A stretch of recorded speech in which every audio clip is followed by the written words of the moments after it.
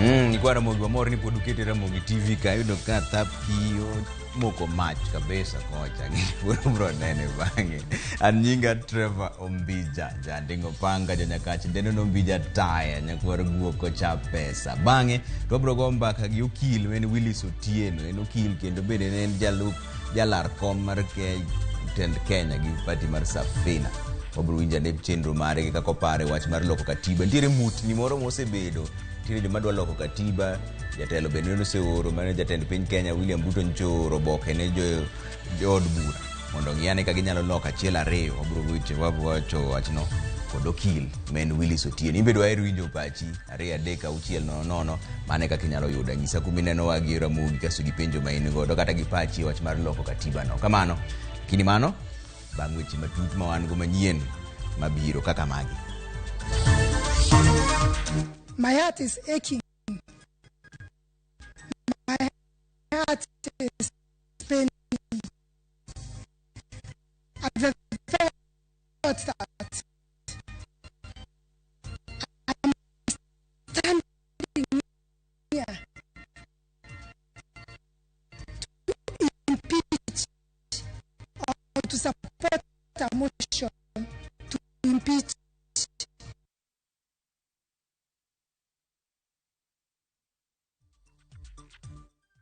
mar golo ya PC governor mar county no Kawira Mwangaza. Our public education awareness is geared towards making the Kenyan know that participating in that is just making health very expensive. Duol mar EACC timo nonro ne hospitende 10 ma itudo gi mibadhi mag yako omenda ya gucho kumba mar NHIF. Nonro ma ogol gi duol mar EPRA yango ni onge lokruok mobedo e nengo modhi e thuolo mar dwe achiel mokalo.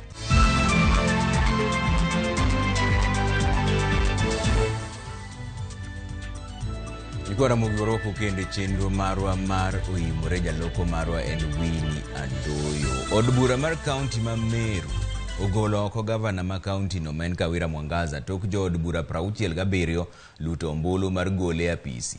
Okang' makamano biro kaluwore gi twak mar jo od bura ni Mwangaza osebedo ka tiyo marach gi apis mare. Ma ndio timore kata obedo ni Mwangaza nyocho chwalo boke kokalo kuom okinde ka otamore chope od bura ko wacho ni bura pod nitiere doho kendo chik no gol mar ni twak mar gole oko apisi kik dhi nyime. Ma nyiso ni speaker mar od bura no koro dhi chwalo paro makamano ne speaker mar Senate mondo mi od bura no tim nonro kendo ng'ad ka Mwangaza wuok oko apis koso oyo. Had much expectations. If the governor of Meru County is the problem, then there comes a time when this county is more important than that governor, Mr. Speaker. We want the world and the country to know that Governor Kawira Mwangaza is not a reflection of who the Meru ladies are. She's just an exceptional case that should be treated as such. Because, Mr. Speaker, one wise man once said that in every market, there is always that one madman. The ayes are voted 67. The nay is 0. The abstain is 0. And those present were 2. Those absent were 2.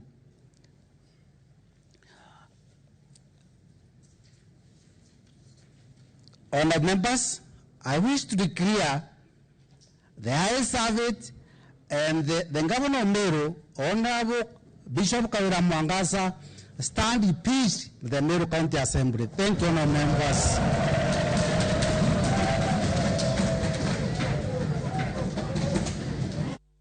Kwa kanyo ni ji ariyo mamoko wito ngimagi kaluwore gi masira manotimore apaya ma Nakuru kadhi Eldoret. Kwan ji duto makoro osewito ngimagi e masira no koro chopo ji 10. Jatend migao mar apei ni men Kipchumba Murkomen owacho ni chenro nitiere mar yawo apaya no ahinya to alwora mar Ngata kama luwore gi kwan masira mag apaya mosebedo ka timore apaya no endo. Ma endi timore seche ma ji moko be 4 dhi mbele gi yudo thieth bang' lori moro moting'o mo tuomore gi lori machielo e apaya mar Thika kadhi Nyeri.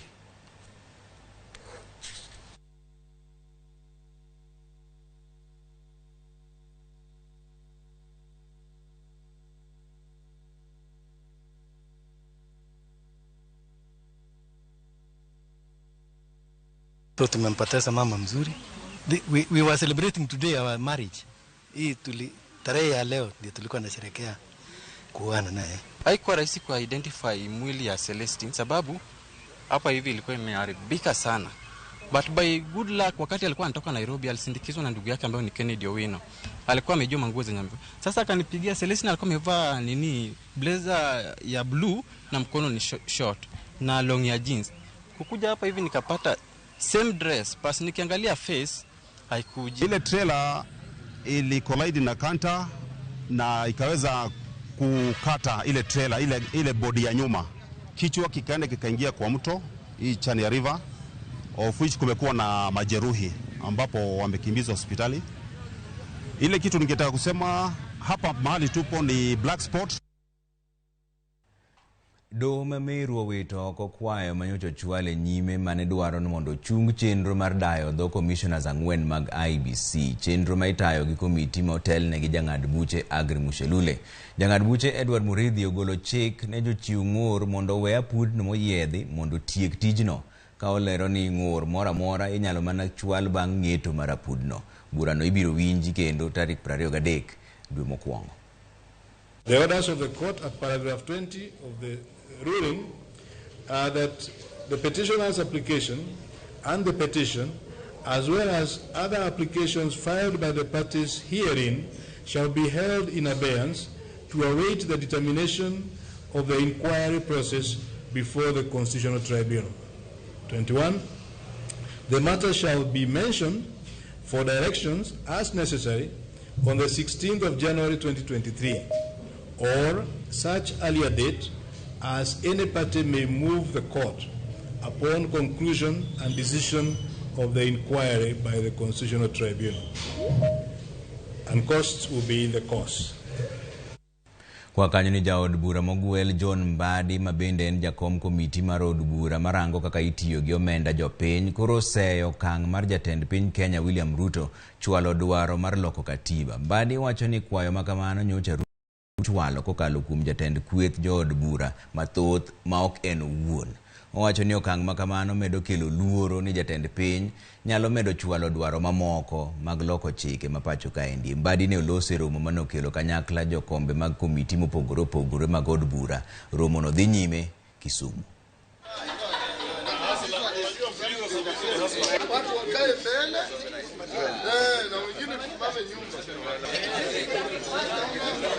The moment you encourage presidents world over to be initiating amendment, especially a president who has just been elected into office, then you are setting the country into a very dangerous path. At least when Uhuru initiated the process of amending the constitution was the right time, because he was just in his final days in office. But Ruto is barely 6 months in office. In fact, he's 4 months in office, isn't it? Or less. Ondo minuo kweno no kaluore gi ng'ur manyocho kodul mara IBC benocho wangie chenro no kolo igigo mane utigo e ombulu mar kom governor ma Homa Bay yiero ma okalo en kalore kod chik mane ogol gi jang'ad buche do ma Homa Bay mawinjo burano Justice Roslina Burili bang' kane osegolo chik ne duol mar IBC mondo tere nyim doho gigo mane otigo e luto ombulu kamoting'o diary mag tesende mag luto ombulu, SD cards kod masinde mane otigo e yango nonro mag joluto ombulu. Tesend luto ombulu makam sama e kar chud bura ma Suba North mane ochak go chenro mar kweno ne oyudi ka form 37A mating'o nonro mar duoko mar kom governor ne oyudi ka onge e sandug luto ombulu kaka chik dwaro. Tesend luto ombulu no Evans Kidero ne oyudo ombulu 97, Governor Gladys Wanga ne oyudo ombulu 237 ka Mark Rabudi to ne wuok kod ombulu 2. To tesend luto ombulu marinya duoko mayando landi bang' yiero mokalo form 37A ne oyango ne Wanga ne oyudo ombulu 96 ka Kidero ne wuok kod ombulu 133 Karabudi to ne wuok nono. To kane okwen manyien e doho Wanga ne ombuche omedore gachiel kendo romo ombulu 97 ka mar Evans Kidero to ne ochung' ombulu 133 ka Mark Rabudi to ne wuok nono. chenro mar nuoyo kweno kod nono gi goyo ombulu biro dhi nyime kuom ndalo 5 mabiro. Ali Abich, Ramogi TV, Homa Bay. Kwa kanyo ni duol makedo gi mibadhi e pacho kaendi men EACC oyango ni timo nonro ne osiptal mibadhi e pacho kae Reverend Eliud Wabukala. NHIF as our very important partner, and we have promised to continue working with them, helping them see how to inculcate this culture of ethics, of honesty, of trust, among the top leadership, and so that we can help their services get down to every Kenyan. Wabukala owacho ni mibadhi makamago emomiyo nengo thieth idho malo e pacho kae ka bende osingo mar kelo lokruok e sekta mar thieth. The fraud is happening between a hospital and a citizen who are private citizens, and therefore our public education awareness is geared towards making the Kenyan know that participating in that is just making health very expensive. E korka kore, jakom okumba mar NHIF Louis Nguyai olero ni chenro mar tiyo gi lony manyasani e yango jotuo oseduoko chien weche mag chudo ma miriambo. All our claims come in electronically, which then are able to be scrutinized by other case managers to see how much integrity it has.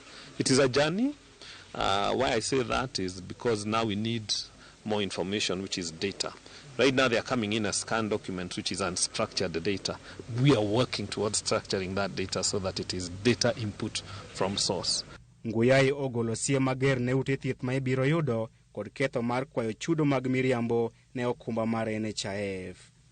Wabukala kod Nguyai otwa kod jofwamb weche boma ma Naivasha e kinde romo mar tiego directors mag NHIF. Chris Owino, Ramogi TV, Nairobi. Jatend obila Jafeth Koome okwayo jo Kenya mondo bed gi horuok kendo kik gibed gi luoro kaluwore gi oboke mosebedo ka luorore e mbui mawacho ni jonjore mag Al-Shabab chano timo monj moro e boma ma Nairobi kaendi. Koome nolero ni kaluwore gi yore mag chwalo milome ne obila, oboke no ok owuok e apisi mare kendo obila masei ne onene oboke no pok oyudo chik moro amora motenore gi ndiko kendo chwalo wach makamano. Koome nomedo ni gitiyo kanyakla gi jotend arita kwe mar jiwo arita e pacho kaendi kendo kwayo jo Kenya mondo dhi nyime gi ohalgi kaka pile maonge luoro moro amora. Ojiwo jopiny mondo obed akicha kendo chwal ripot e tesend obila manitiere machiegni kodgi kata kokalo kuom namba gi mag simu mar 911 kata 112 kata 999.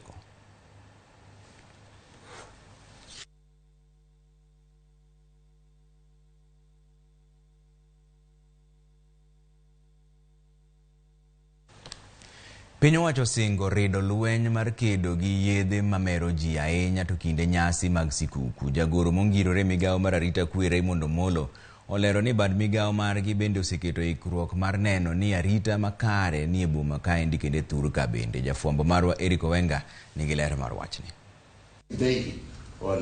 Romo mar gi jatend obila madito mapacho ka jagoro mongirore e migawo no Laktar Omolo nolero ni ikruok makare oseketi e tunge Kenya te mar rakruok kod midhiero moro amora ahinya to seche manyasi mar sikuku limbo. Omolo ne oyango ni apisas mag obila ni akicha mar kedo kod jonjore kaka kweth mag jo Al-Shabab. E kinde mang'eny ka ji nie ndalo machalo mag sikuku kama, weche mang'eny nyalo bedo ni wuok, to bende nitie joma jonjore mang'eny manyalo dwaro ni mondo ohiny jo Kenya.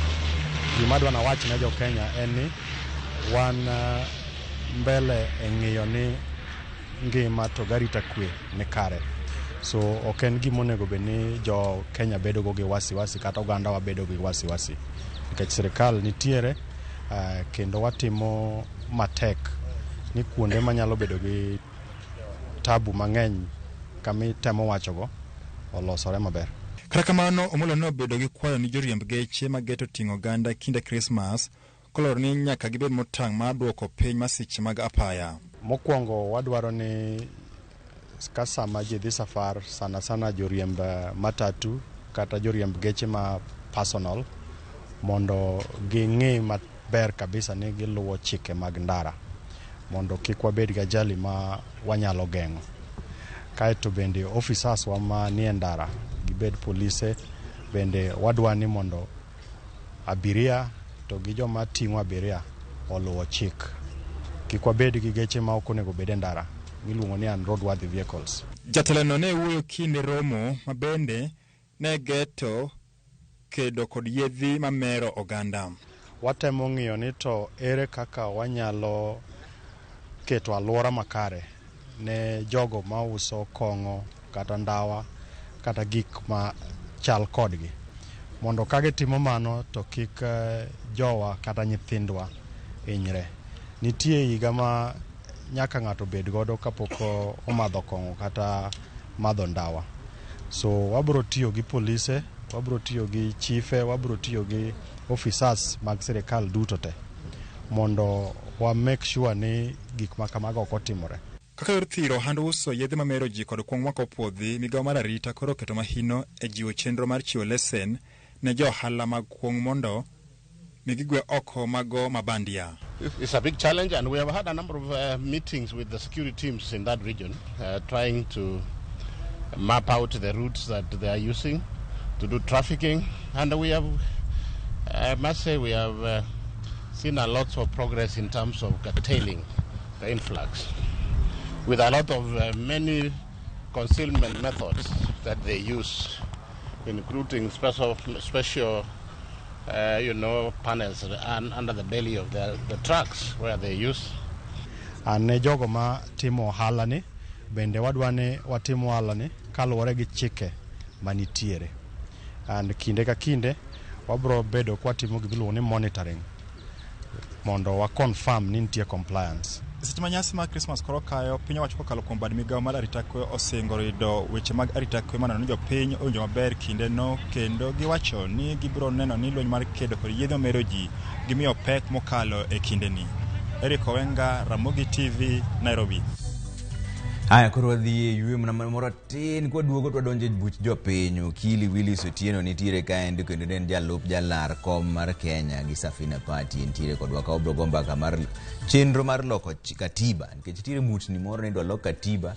Obro winyane ni ten chenro maber kose en chenro marach, to mondo mi oganda wa bende koro yud telo nyaka koro giti gi telo manitie koso gitimo nang'o. Mane mbaka mobro goyo bang' dakika moko machuok. Dwaer winjo pachi imbe 2-3-6-0 e kaka inyalo yuda. Nyisa nyingi gi kumi oro gi kumi nene Ramogi, kaso inyalo oro penjo mari be. Okamano.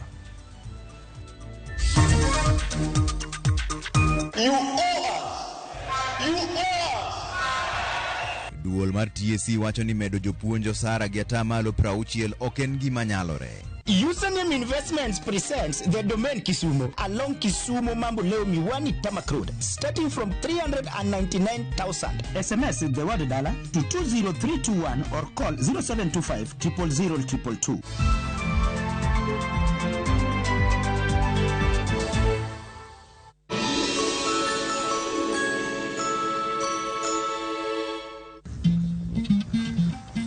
Oganda en kitgi. Joluo bende wan gi kitwa. Wakelo ni luo kitwa gi timbewa. E chenro mar 111. Ngeso ka ngeso, saa 1:45 mar otieno, girabala kwasi wad girajabu.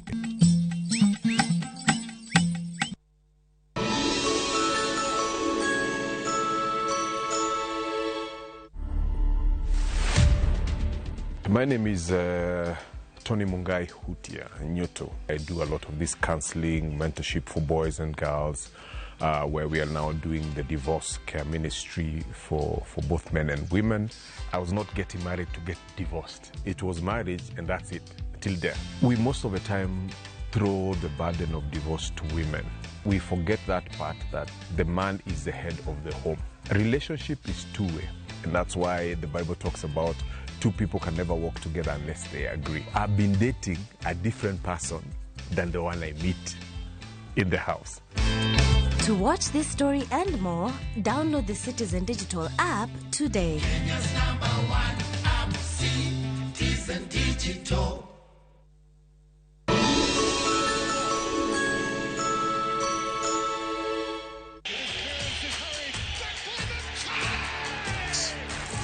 Have doodles taken over your home? Hey, I need to suck your blood. Get Bolt and get your home back. Unlike other insecticides made from toxic synthetic pyrethroids, Bolt is made from 100% natural Kenyan pyrethrum, making it gentle on you but deadly on flying and crawling insects. When doo-doo strike, stop them dead. Bolt insecticide, gentle on you, deadly on doo-doos. Get Bolt insecticide today.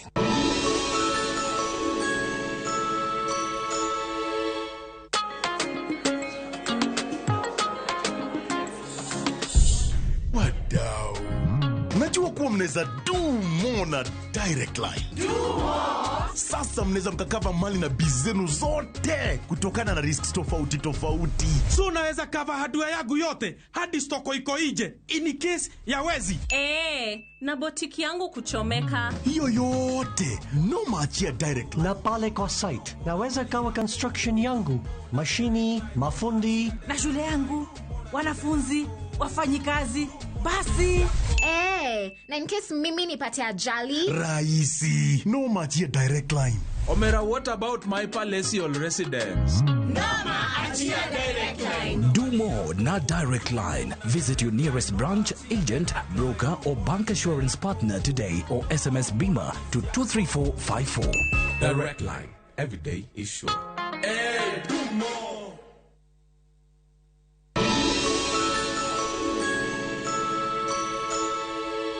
Qatar Jackpot. 6 games, 8 bob, shinda 60k kila siku. Tuma neno QJP kwa 29063. Not for persons under the age of 18. BCLB number 416.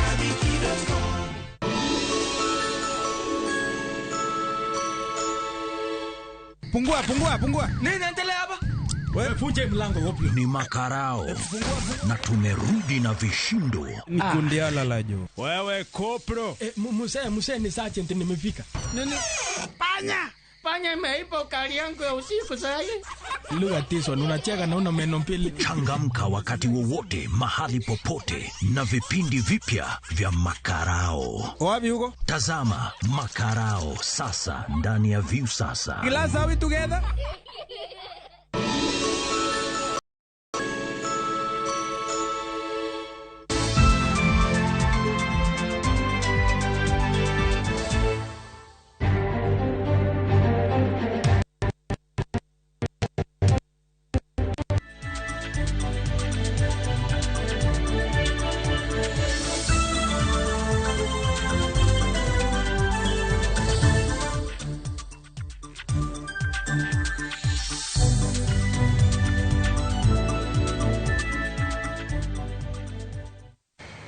Nero kamano nyikwara Ramogi kuom keto Ramogi TV kaendi sa mar buch jopiny ochakore to wan gi Willis Otieno men okil kendo bende en jalup jalar kom mar tend piny Kenya gi Safina Party. Ero kamano ahinya kuom miwa seche gi wakili. Ero kamano Trevor. Koro chenro moro nitiere, mutni moro nitiere ni idwaro lok katiba. Kendo wamana kuom jatend piny Kenya.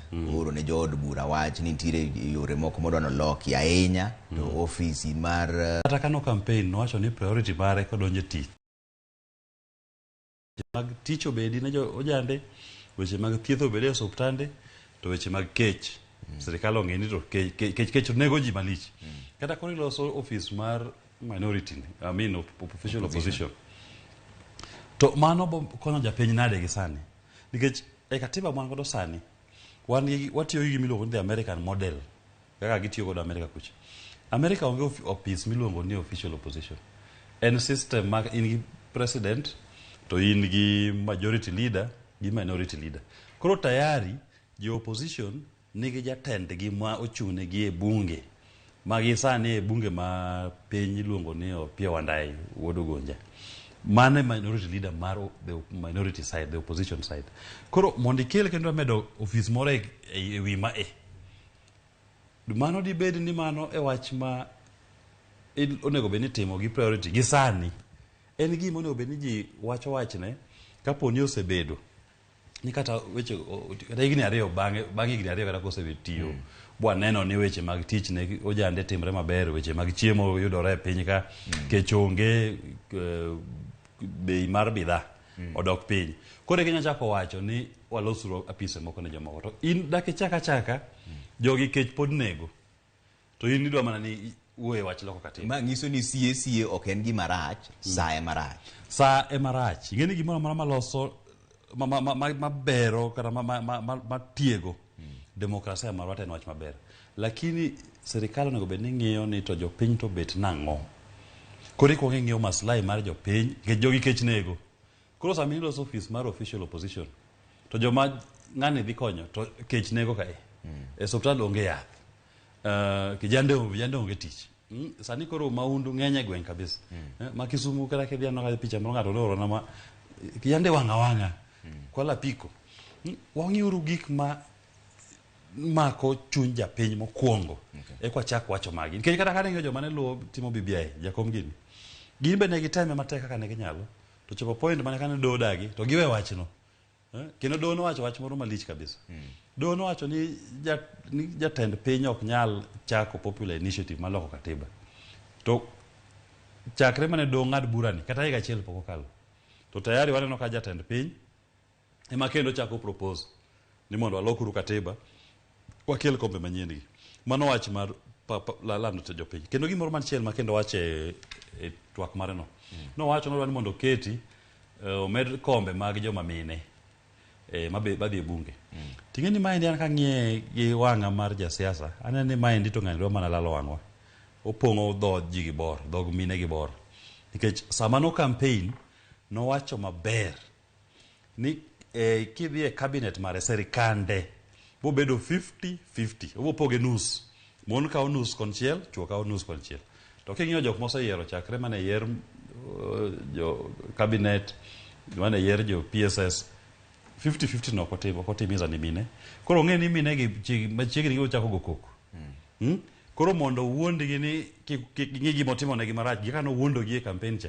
Koro nyisogi ni wadwa kelo kendo chenro moro mar chike mondo wameduru namba mar mine e od bura. To kiluwo chik CACA, bentie kaka od bura nyalo loko katiba no koso nyaka to bi mane referendum? Nitie weche moko ma to nyaka ne dhi mane referendum. Gimoro kaka namba mar jo od bura. Nikech formulas temo osegabed kitemo. Katiba ndiko ni od gi ji 290. To formulas temo ga ni jo chama mondo opwedh mine mang'eny mondo chung ok ti. Bochuno ni kaka jopiny nyaka chieng' wabed piny kaka jo Kenya wawach ni kara wameduru namba mar jo od bura okal 290 mondo e katiba cha. To mondo ilok namba mar jo od bura mano wach ma nyaka dhi mane referendum. To kendo wach mar official opposition to ginya time bunge kanyo mano kocho nyaka dhi referendum. To wach kara mar ne affirmative action mamedo mine to mano nyaka dhi referendum. Wach mar CDF mabe gidwa wacho ni gidwa tiego CDF e yeni.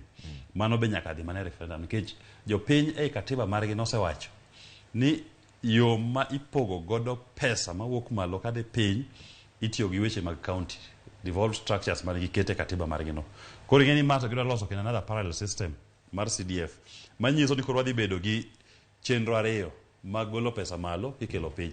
Mano nyaka dhi mane referendum ne jopiny. To nitie joma wacho ni wach mag kuom sirikal bende onge. Koro joma bore dhog ji. Odwa no so bore dhog jo opposition, joma bo pinge. Koro ne jo opposition gik manyalo pingo gik mayot, wamigi leader of opposition akete katiba. Mine wamigi medo kombe mag mine e bunge. Wabunge mantie gi senators wamigi oversight fund gi CDF. Kidi mano koro ng'ani oseko kwan ni mage joma nya pinga e sirikanda. Sirikal ng'eni en weche matek kabisa. Kata nino ga en bende nigi tungni mang'eny e sirikande. Koro joma nya kuongo the first layer manya kuongo pinge. Yudo kane koro proposal ni gite omiyo gi gimoro. Omiyo jo opposition, leader of opposition, omiyo mine kombe manyien, omiyo jo od bura CDF, omiyo senators oversight fund. Koro manyiso ni gini ok en gima mayie ni itime mondo ger demokrasia mar Kenya ka kata ni mondo okony japiny. Raila ting'eni en maono. Raila en na hono ma en kata onge office. En institution gi kare kende. En mare no en unique ne kaka en no. Ok apar ni siasa mar Raila nyalo medre malo kata dok piny. Nikech omiye apis mar official leader of opposition. Nikech en ng'at ma kamentiero ochal ma jomoko wacho ni en institution gi yore ne kende. Koro ok ni office ne omiyo jakom bet gi teku motegno mar go siasa. To kendo king'iyo kata wacha mipenjo ni ati oboyudo pesa manya konye kata luongo mkutano. Tayari ei chike wa wan gi gimiluongo ni political parties fund ma chama ma lure kura ma giyudo yiero maduong' ipogo gi pesa ma ka ODM yude mana karibu mana milion 100,000 higa ka higa to medre kaka ndalo dhi. Koro manyiso ni tayari kata ODM nigi pesa margi ma giyudo kowuok kuom political parties fund ma mano pesa magara ka opposition ni onge ginya tiyo godo matiegore siasa margi, wuoyo gi jopiny, twak gi jopiny, rango kaka sirikal tiyo, kwedo gi. Koro ok ochuno nyaka migi opisni an kanene mana ofis midwa twego lwet jakom. Okay. Koro wadonjo ne weche mag siasa. Wach moro osebedo ka luorore kata e mbui kaendi. Azimio osebedo gi siemruok mang'eny ni une manotimo mae momiyo nokoyombo, notimo mae momiyo nokoyombo. Sani ka koro wacho mana adieri. Ang'o ma nyaka timre sani mondo ka koro telo ni odhiyo korka luo kocha? Kwano mane ma koro nyaka jigo? Nikech ng'eni sani ji osemana chako go mbaka mar 2027. Ing'eni yiero manotimre ni nokwabedo gi miluongo ni closure. Nikech kata kaka IBC notimore, kata kaka Supreme Court notimore, nitie penjo mang'eny manotimre ma giri nokorumo. An gi pacha, an digina Jasafina. Kwarwa ne en Jaramogi, no an jo Ford Kenya. Wuonwa ne en Raila, no an e ODM. Koro sani wago dala e Safina, Jasafina. Gima duong' mananeno ni ka wang'iyo kura mane jakom oyudo, Ruto nochamo mana kuch Raila. Ndiye jo Waluya moko manokawo mawuok Bungoma ka matin mawuok Kakamega, nochamo moko mawuok Kwale ka, ochamo moko mawuok Kilifi, odhi ochamo moko matin mawuok Kisii. To kuma ne gibete Jubilee 2017, Central kano gocho ne Ruto te, jo Lang'o no gocho ne Ruto te. Manyiso ni onge kura mar Ruto mane jakom chamo, but en nochamo kura mane Raila ngodo ma 2017. Kuro kaka joluo nyaka wakwong warang ni to gini en game of numbers. Wanyalo loko strategy marwa machal nade mondo wan bo wabed gi campaign machamo kuch Ruto. To an gi pacha, anina Jasafina, jatendwa en Jimmy Wanjigi. Ingeni kwa chungo Wanjigi ni mondo obed president, tingeni nyiso ni koro ei constituent stronghold mag Ruto ma en jo Kikuyu gi jo Lang'o, wanyalo lal gi jo Lang'o gi jo Kikuyu mane stronghold ne gibono ni joluo giero koro ero otiyo badgi ne wuodwa, to ginya biro. Tingeni ja Kikuyu kaendi gin 35% of the registered voters, joluo wan 13%. Kwariwo 13% marwa ni gi 35% mar jo Mount Kenya ni, mano biro no mana 48%. Wamanyo mana percent adek kende. To kwatimo ma gima dhi timre niya ni wasechamo kuch Ruto bodok piny, wan wabire coalition moro manyien manigi namba mang'eny, to jaluo yudo gimiluongo ni deputy. Kendo wanya negotiate, en coalition, gima in coalition negotiation. Unya kata wacho ni wan irreduce minimum marwa ka joluo, miwa deputy president mondo wasapoti, miwa Nairobi governor mondo wasapoti. To kipogo serikal, idwa kawo pesa, kosidwaro kawo pala. Ko kawo pesa, wakawo pala. Kwa the infrastructure, bo poge, njaki poge ga. Inya wacho ni infrastructure kaendi wan gi energy, to wan gi transport. Koro miwa transport, ikawo energy. Kata kawo energy, miwa transport. Iwinjo? Manyiso ni nyaka wakwong wang'i ni kaka sani an kaka nene, kaka gik moko chalo ni, jakom osekelo mabor kabisa. Kendo amiyo jakom respect, kendo akete malo kabisa. Anawacho anan kodhi manopidh gi Raila Odinga, to wan kothe mang'eny mane Raila opidho. Ng'eny jomoko samoro penjo ga ni to Raila ni en ng'a mose mentor. An kana mondo abeda ni anyalo go siasa kawuono kagoye gani. Jakome manokawa katimo private practice mara 2017, boketa campaign manager mare. Mano ng'eny en platform manomiya. To e platform ne manarome nyaka ji mang'eny kabisa e siasa ka. Mano en kodhi, nopidho kodhi. Koro opidho kothe mang'eny, kata odo widi gin manyo Raila gi. Mago ne gin kodhi mane Raila opidho. Ji wang'eny, ok ran kenda. Onge jatelo makaluo sane minya wacho ni nigi kumoro mar telo ma ok okale lwet jakom. To sami pidho kodhi kata kin japur, nitie kodhi moko minya pidho to kodhi obam, kodhi otop. To nitie kodhi moko ma bende tiyo maber, manyak, magolo olemo maber. An olemo maber kuom kothe mane Raila opidho ka. Odoyo widi gini maka pani gin kodhi matop. Owino ka samoro kata gin gibukre ma gichako mana kar mondo giwach gima konyo jo oganda luo. Gini kendo koro ng'ama nopidho gi cha, ema gichakre giyanyre go. Mano ok onego bedie siasa mwagoyo kaka joluo. Onego bedni wago siasa niya, ni gini en about manyo telo mar jo Kenya. En about kelo sera manya loso kar oganda marwa. Koro in kichako yanyri gi jatendwa. Kichako jatendwa kik wapuonjre. Koro sami yanye ni. To konyo oganda kango. To bo konyo wanade yudo power. Kech kata sama koro ni jomoko kata walo gini, gikawo joluo gidwa tero Karuto. Sami tero Karuto no. Ang'o ma yudo politically? Kech macha Ruto no yudo macha no loso mare, macha ne sirikande wanwa onge. Ok nyalo diro mondo ng'ato los sirikande, kaso koro idhi edoye idonje gi dirisa, ni pogna kumoro matin. Obro mana mi motop mane odong, ok obi mi malongo. Wabedo bere joma wacho ne no wamanyo gi jakomo kwa yude, to wadog wa retreat. Kaso wachako kwan maber. Ni to wanyalo kendo doke campaign ni machal nade. Wanya yude yo machal nade. An yora mwanya yude go mind nyiso oganda wa majoluo. Kwa beta safina. Ki safina gi ODM to wan otachiel, wan joka ng'ato. Chakre Ford Kenya jaka Jaramogi, ODM, koro safina. Wanana ka joka ng'ato. Wan jomo go dala. ODM nen gundawa, ok wayanyu gundawa. Ki samoro chopo ni kaki go dala mbele gi gunda uno. Inyalo wuoro dala no bi chiel dala no te. Makoro safina gi ODM ihe wanya riwo gi te. Waso joluo yeka, waso Wakikuyu gi yeka ndite. Wadok kumane Jaramogi dwaro ndalo mane Jaramogi ochungi Paul Muite. Mano 1992. Giketo jogi tek kumora achiel, giloso formidable opposition political campaign machinery ma kwa dhi yiero manyien. To jo Kenya kwanza gi wayombo odikinyi mang'ich, odikinyi mang'ich makata gima ginyalo wacho ka ginena ka puondi mowuok mochung. Wanjegi ochung koni ta chung koni. To Ward South Nyanza moro governor Nairobi ka. Puondi nyako makru gi ODM. Ema wacho niya, wan jo ka ng'ato. ODM wan jo Jaramogi kwarwa kaka wacho. ODM e odwa kanyi motiegre. Wago mana dala e safina ka. Koro ODM kata dak winj kuma yanye ODM, ok wanyal yanye ODM. Kech mano wuonwa. Kigo dala ok onyiso ni koro wuonu kuma aicha. Ni koro yanye. Kech wuonu ne momiyo intie.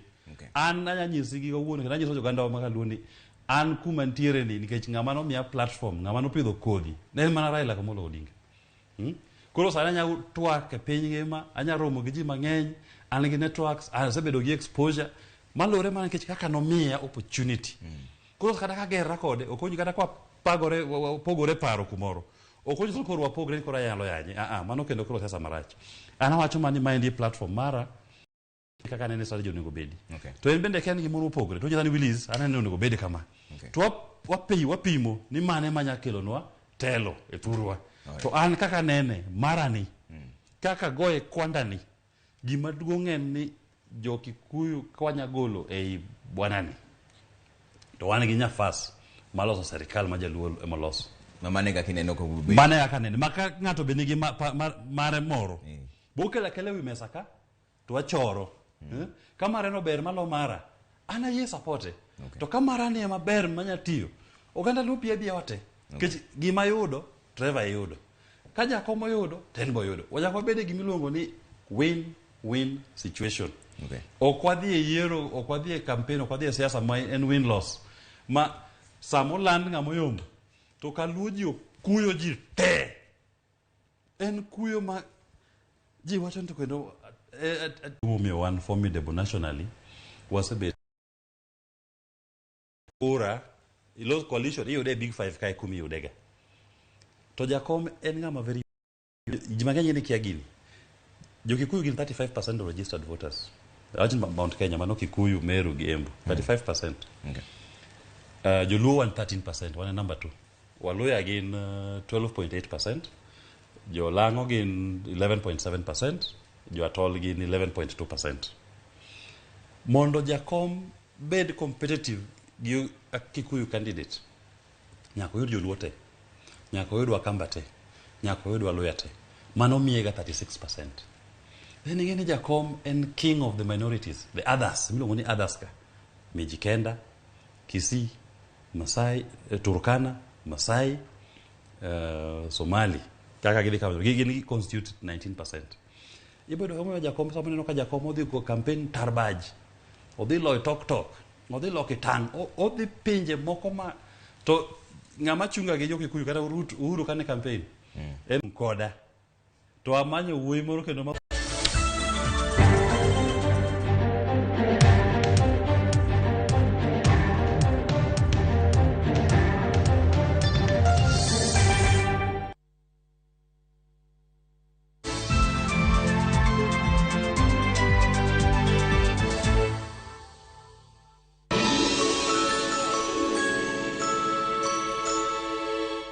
This December,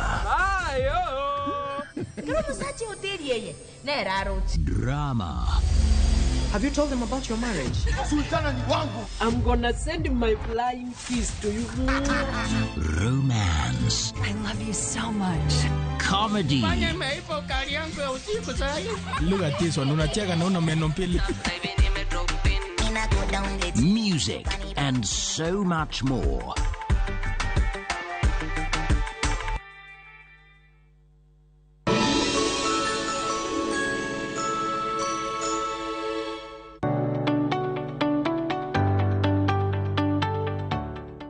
Kod dala ni kata odi iwuon ma ok ichul dwe ka dwe en mwandu maber ma inyalo bedogo ka irutaya.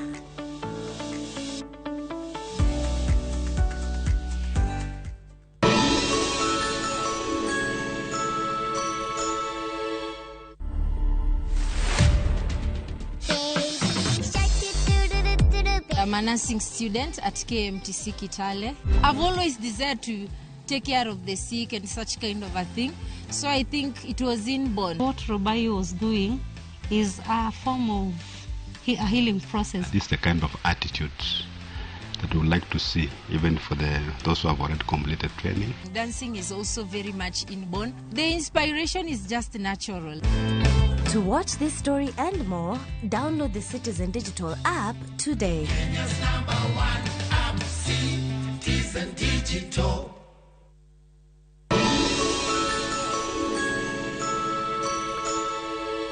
Qatar Jackpot. 6 games, 8 bob, shinda 60k kila siku. Tuma neno QJP kwa 29063. Not for persons under the age of 18. BCLB number 416.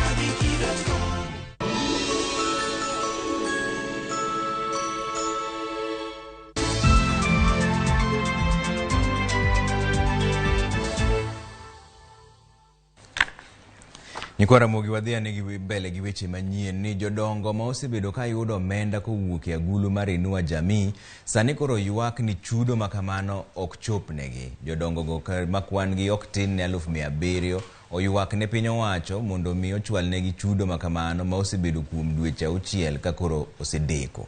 Walter Nyambaga nigi ler mar wachni.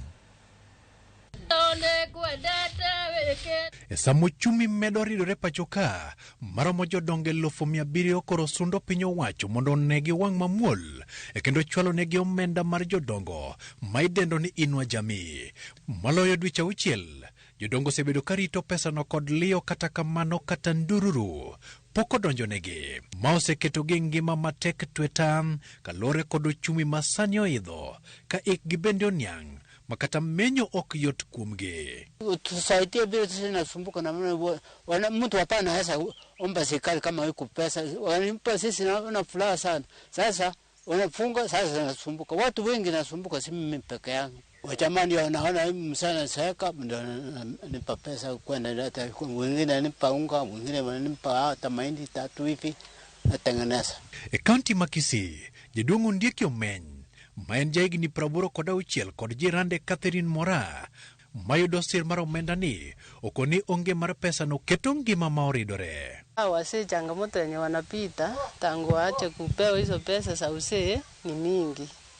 Si pesa zilikuwa zinawasaidia kukula, kuendea hosi, kupata hata pesa ya kutumia mahitaji ni mengi, kununua hata chumvi, mafuta mboga na vitu vingine. Sasa hivi hakuna, wako wagonjwa hawajiwezi kabisa.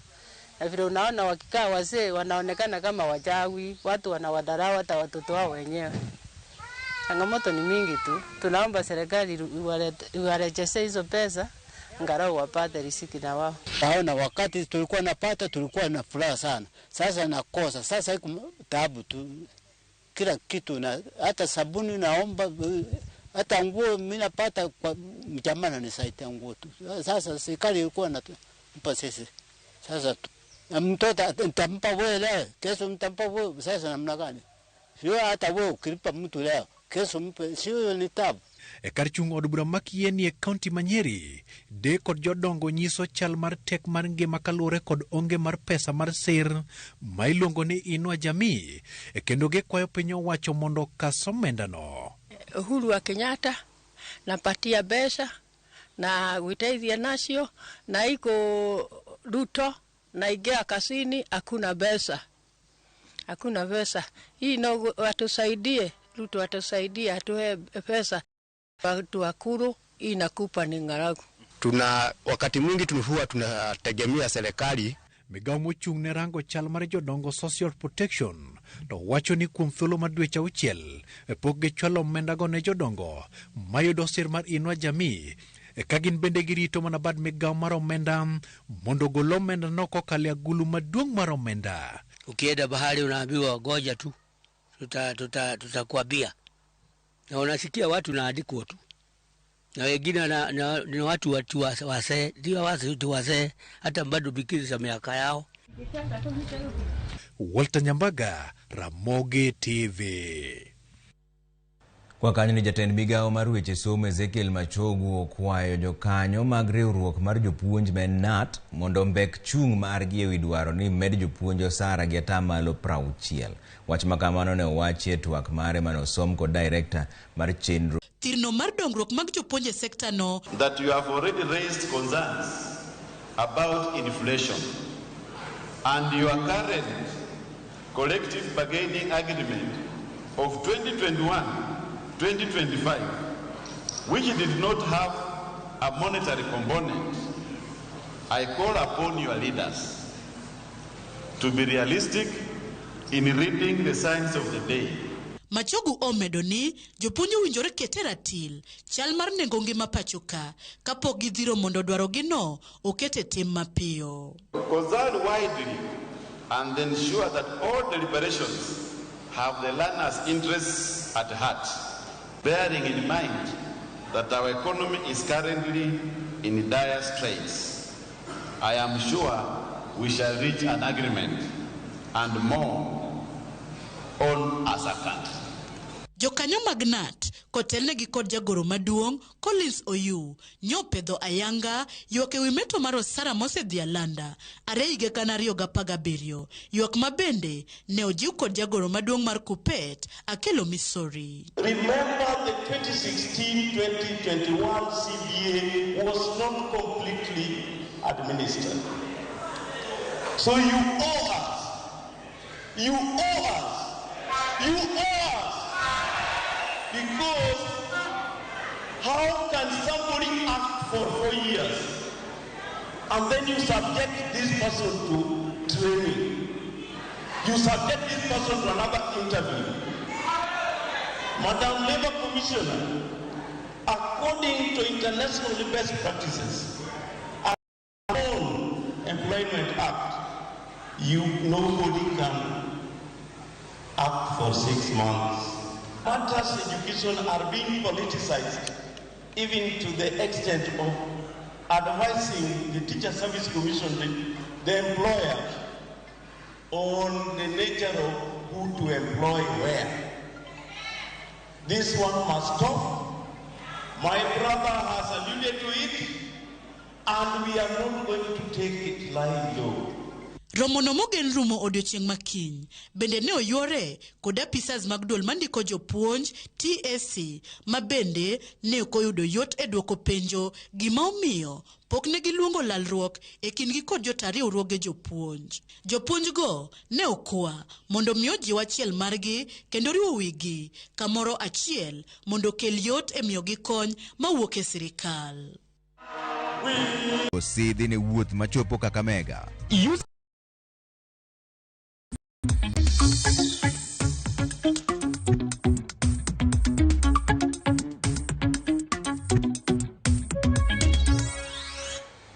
Wadonjane weche mag ohala ni nengo mar modhi okolokore pacho ka endi e thuolo mar dwe achiel. Duol mar EPRA oyango ni lokruok ok obedo e nengo kaka nyocha olandi gi tarik 14 dwe mokalo. Kaluwore gi nengo go e kaunti ma Nairobi, petrol pod iuse nengo mar siling 177, diesel pod en mana 162, ka mauta mar taya en 145 kuom lita ka lita.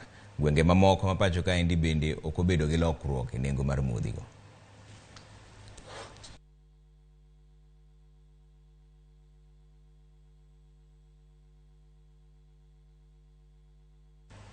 Piny owacho sidha yanga ndeko sigo mabiro bedo ka chopo e kaunti ma Kakamega. Nyasi mar sidho ndegeno mar kambi mar Skyward ne oyuor gi jalup jatend piny Kenya Rigathi Gachagua ma okoni okang' ma kamano dhi yawo uchumi mar gwenge ma imbo mar Kenya. Wycliffe Ooko nigi ler mar wachni.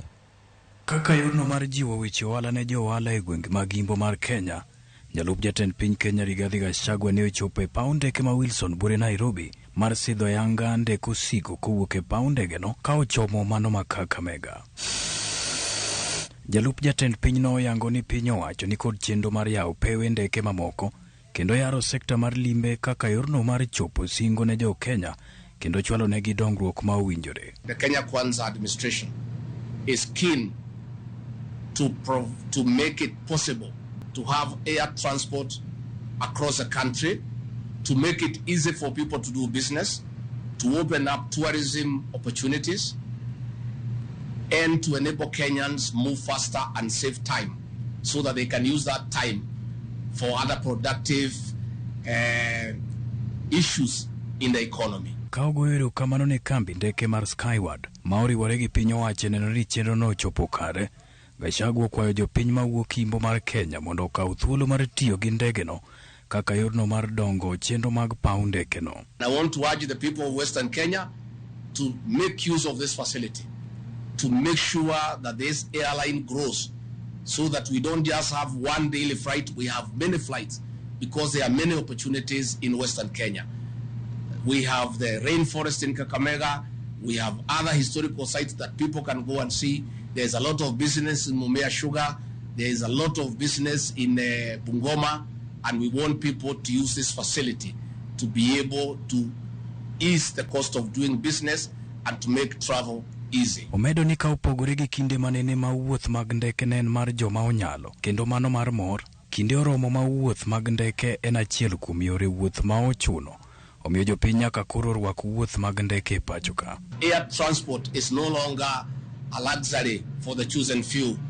Air transport in this country is now a necessity to ease the cost of doing business, to ease travel, to make it convenient for people.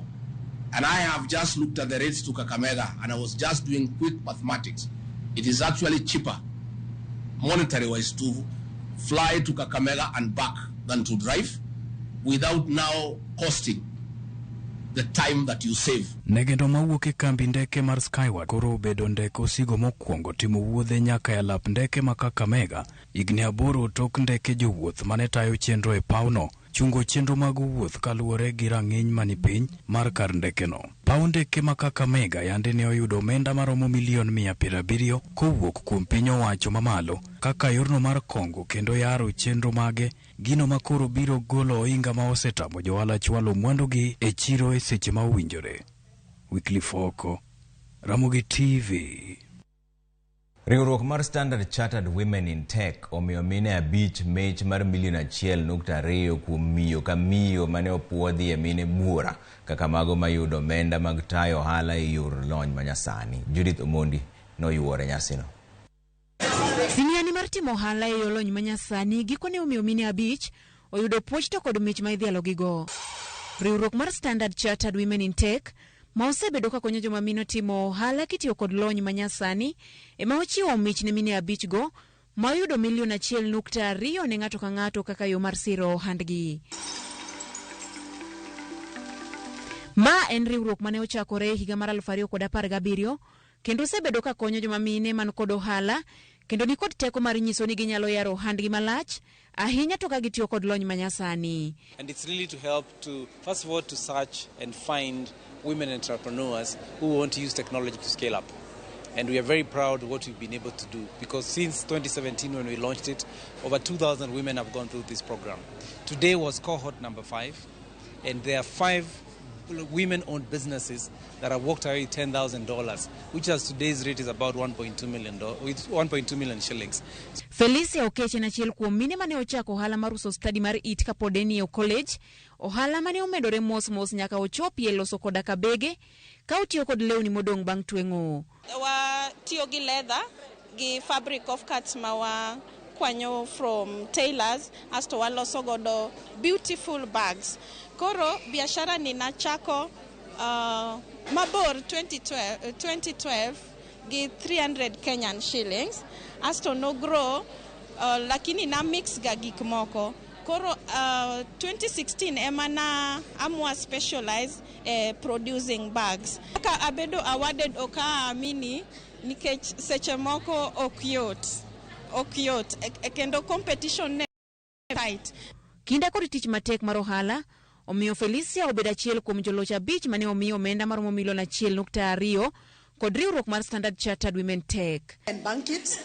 You are actually in the right place. Thank you so much. Jafwambo Terian Chebet bende ne nitiere kind joloch mane oyudo milion 1.2. Been a lot of hard work, but finally we can breathe, and finally we can also take the lessons that we have learned over the last 6 months to take our businesses to the next level. Yeah. Some of us didn't take business courses, so really it was a good learning curve for us. The coaching sessions and the mentoring sessions were intense. We learned a lot. I felt like I did a business degree in 6 weeks. So gijiwo mine man kod dwaro mar timo ohala mopogore mondo timatek manyo omenda koa kuom riwruoge makonyo joma mine. Challenges that really face women, really. And I would say it's access to finance, access to legal inequality, proper ownership, to use that strength.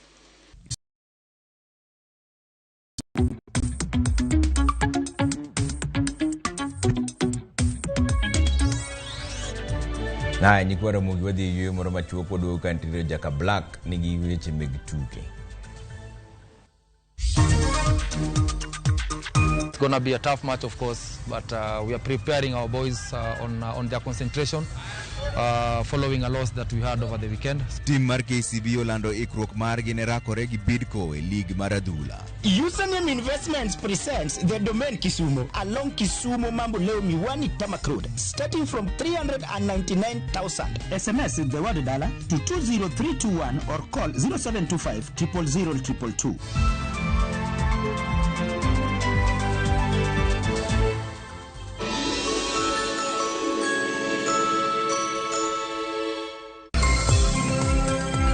Nyakwara Mugejuang, chenro mar rupiny biro ni pile ka pile, wuok tich nyaka tich abich, chakre saa 12 nyaka saa 5 onyango, kama wakelo ni weche manyien kod nonro mar gazet. Wakelonu twak mong'ith, twak magero ganda. Chakre rupiny, wakelonu jolony ka warango chal mar piny Kenya, kaeto wadonjo nyaka chenro mar mbaka oromo. Ei mbakano, watudre kod reporters magwa e kor gwenge, e counties mopogore opogore ka gimiyowa weche matuch. Magi duto inyalo yudo achiel kachiel e mbui magwa mag Facebook, Twitter kod YouTube. Tudri kodwa an Sharon Ong'ao. An Cleophas Oluoch. Kachiel kod an Joyce Oduor. Machiegni nikech ma en rupiny.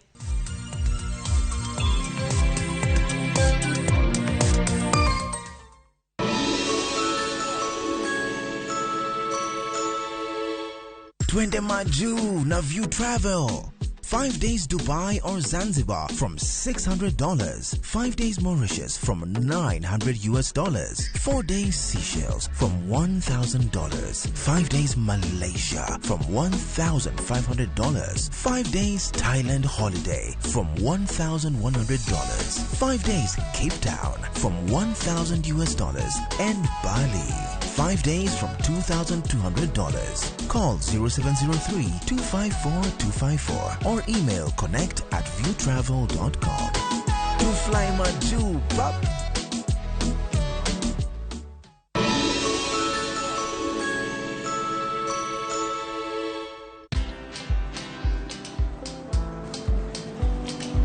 Chal nade?